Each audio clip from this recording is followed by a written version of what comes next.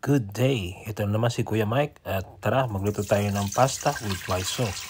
So magpainit muna tayo ng ating tubig, magpapakulo tayo ng tubig. Tapos lalagyan natin ng mantika, asin, tapos yan pag kumukulo na, ilalagay na natin yung pasta. Yan. So, antay lang natin siya na lumambot, al dente, mga 7 to 10 minutes. Tapos, hahanguin natin siya. Okay? I-save niyo yung pinaglagaan ng pasta. Ngayon dito, sa isang kawali, maglagay tayo ng mantika. Tapos yung hiniwa kong chicken breast. Pahaba ang style. Kaya akong konting asin, paminta,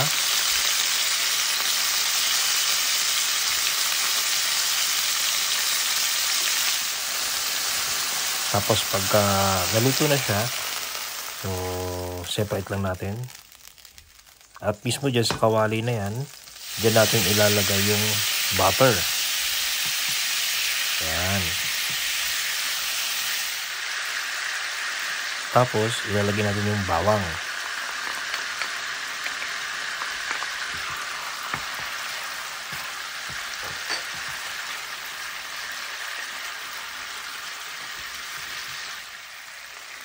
Tapos dyan, maglagay ako dito ng harina.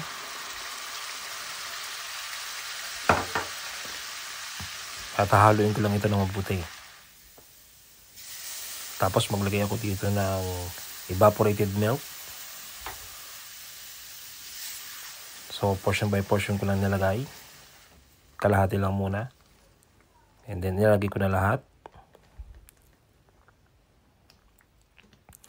Tapos, ilagay natin yung pinaglagyan ng yung pinaglagaan ng pasta.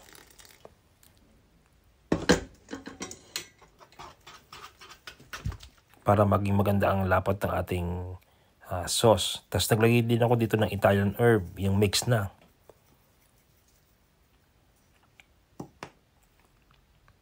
Then, pamintang durog.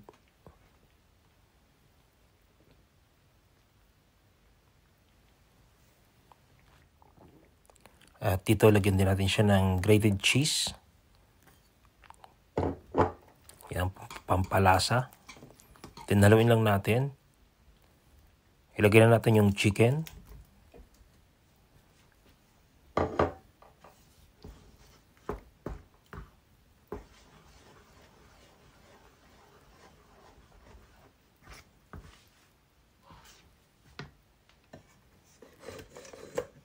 Tapos nyan ilagay na natin yung ating pasta.